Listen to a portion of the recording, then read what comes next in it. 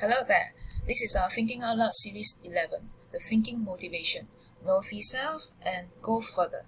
That's right. It's very important to understand and recognize the motivation behind our thinking, because that has very deep relation with who we really are inside. Okay, here we go. If everyone is thinking alike, there is no one thinking, said Benjamin Franklin, one of the 8 founding fathers of the United States of America, one of the key persons who wrote the Declaration of Independence, and yes, he was never a president of the United States. And that was what he said. So that goes on to show how important it is to think for ourselves. The motivation behind thinking is related to our self-awareness and self-exploration. We ask ourselves why we think a certain way, right? Why we think a certain way. And that's about knowing ourselves. And when we start to understand ourselves, we can reach out and try to know why people think that way. What motivates them? What causes them to think that way? And once we begin to understand that there's a different motivation from the way we think, a different motivation of how our friends think, hence we could celebrate and embrace that diversity and be more and show more empathy towards other people when they think differently from us. Not necessarily we agree, but we can agree to disagree, right? And this empathy, this feeling of empathy and acceptance is very, very important to keep the harmony in a group thinking especially. And we also understand and accept the fact that in today's world, whether we are working or whether as a student, we can't possibly work in our own silo and expect things to come out the best way it could. No matter how individually we work, our work will fit into the greater picture of a team effort. Am I not right? Especially my dear students. How many of your assignments and projects in the university requires you to work alone? No, it is a group effort. Yes, you take a chunk back and work on your part around your corner, but you bring that part that you have done and fit it back into the greater picture of the project, of the group. So, in terms of the motivation of the way we think, the key word is actually flexibility. Flexibility is this key to maximize the inborn characteristics in us, which in turn will help us to build our confidence. Because we learn the motivations come in opposite polars, as we will share after this, and the way we move along the scale, the flexibility of us, the readiness of us to move along the scale will help us to be more confident in the way we reach out to the world, the way we solve problems. Alright? When we talk about these motivations in thinking, they come in opposite ends, and in general there are four categories as listed down here. And there's no right or no wrong, right? Bear in mind, there's no right or no wrong. It's just a skill. So for instance, the first one is a problem on one end, problem orientation on one end, and solution orientation on the other. The second one is task oriented or goal oriented. The third one, whether you're competitively oriented or you're cooperatively oriented. Last but not least, whether we are more oriented towards self-identity or we are more oriented towards collective identity. As you can see, there's no right or no wrong. In fact, it depends on the context of the situation that will require us to start asking ourselves, go deep inside us and ask ourselves, which is the motivation that will propel me, that will drive me to give my best in this context. See, that is what I mean by flexibility in moving along the scale. In a certain context, you could be more towards problem-oriented, and as we go along in the project, you may be moving towards solution-oriented. So it really depends. It's a skill. Okay? Let's take a look for the first category, problem orientation and solution orientation. So if we are talking about being problem-oriented, then we are being focused on the challenge at hand. Imagine it's a camera, then we are doing super zoom. We zoom in the issue and we explore all the appropriate and possible responses. In such a case, because we are doing super zoom, we see the nitty-gritty, we see the minute details, we can be too narrowly focused. And hence, we can probably lose sight of the bigger picture or the reality of the situation. We may be missing the environmental factors that could affect our decision. Right? Let's move on to the other end of the scale.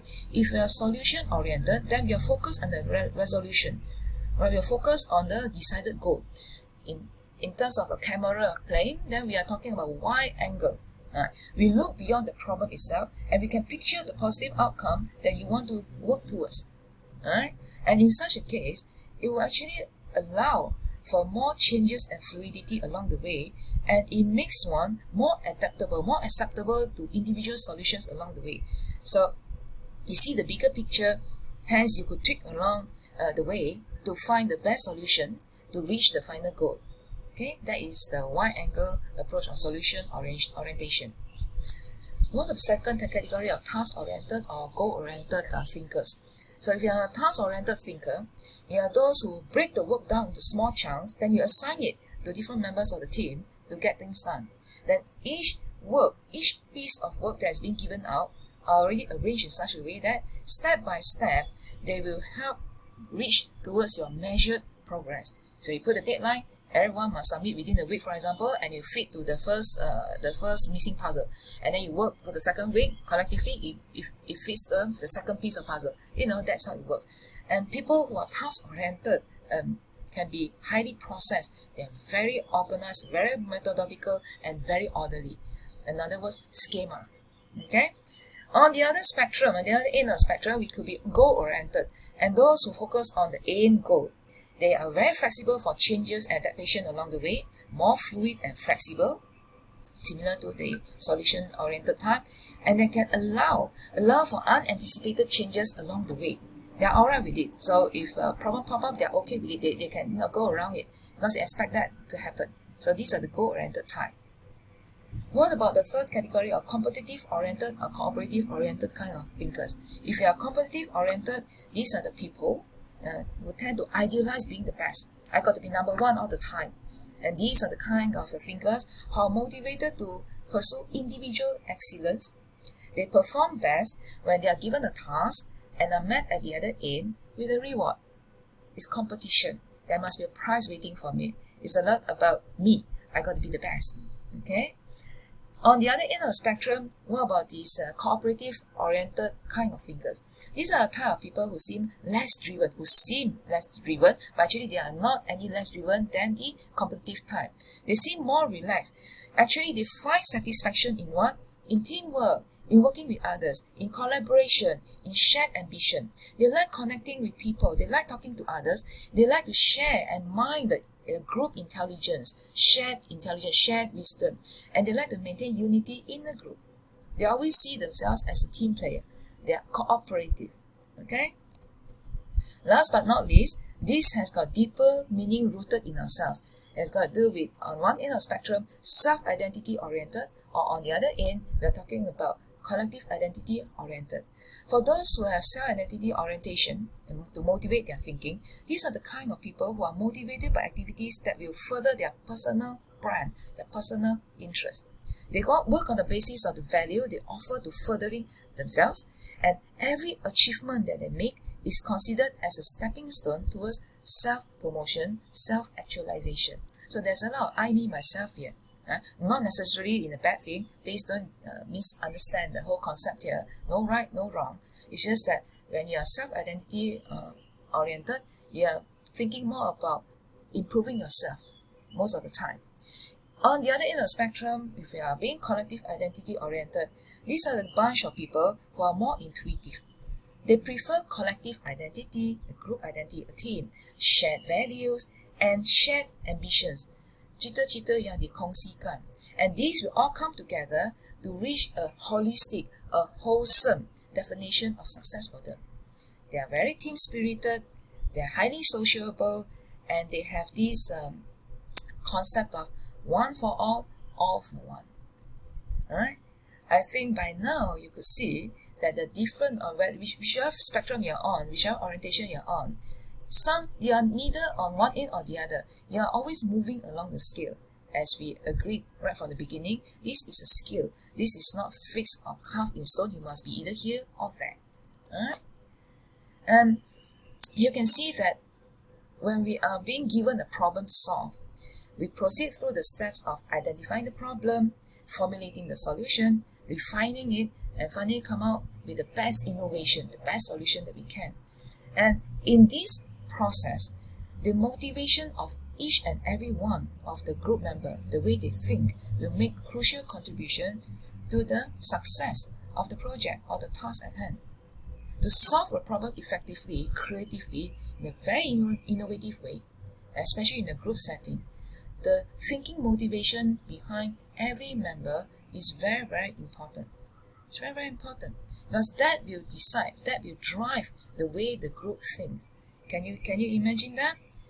All the 40 categories, the 8 spectrums and the 8 spectrums that we got there. So how we actually think as a group, which is heavier on which side, what preference is the dominating one, we actually decide the thinking motivation of a group. Right? It's like the majority wins, if you like. So hence you can see how important it is to get it right from the beginning. Right? JFK said this: too often we enjoy the comfort of an opinion without the discomfort of thought. It's almost like insinuating or hinting that we are lazy to think. We just accept an opinion and say yes, alright, and we stop thinking about it. And this is a very dangerous notion, especially in a group work, teamwork, or even when we are working by ourselves. Remember, even when we are working individually, what we work on, the output of what we are working on, will fit into a greater picture of a bigger project. And that's often the case. And when we stop thinking, that is scary. We think that if whatever ideas that are being tossed by others, we say yes, that's nice, then we are the yes man, people like us. We are not a troublemaker, we go with the flow. No. That goes on to show that we have stopped wanting to fuel ourselves, to motivate ourselves to think and to contribute to the team effort. And we stop thinking and stop pondering upon the motivation, the reason behind our thinking, and stop playing around, moving along the scale to exercise our brain, to think more reflexively, more flexibly. Then that is the day we begin to go downhill as a person in terms of personal development. Now you see how dangerous that is, how precarious our situation is if we allow our mind to stop thinking. Don't do that. The greatest gift that man has is a mind, a brain that is functioning, that can think. So with that, my dear students, again, identify the motivation behind your thinking in every context, in every single context, because you could move along the scale. And once the motivation is set right, it's like having the correct fuel to fuel your rocket to go the furthest you could. And once you have identified the motivation behind your own thinking, you can reach out and understand and embrace what the other people, why the others are thinking that way, their fuel, their motivation. Okay? And remember, look inside you and start unleashing that submerged potential inside you. It is not in your dad's aquarium, it's not in your mom's kitchen mixer, and it's definitely not in your own little pocket. It's right there inside of you. Release it. Okay. Thank you very much. Bye-bye and stay safe.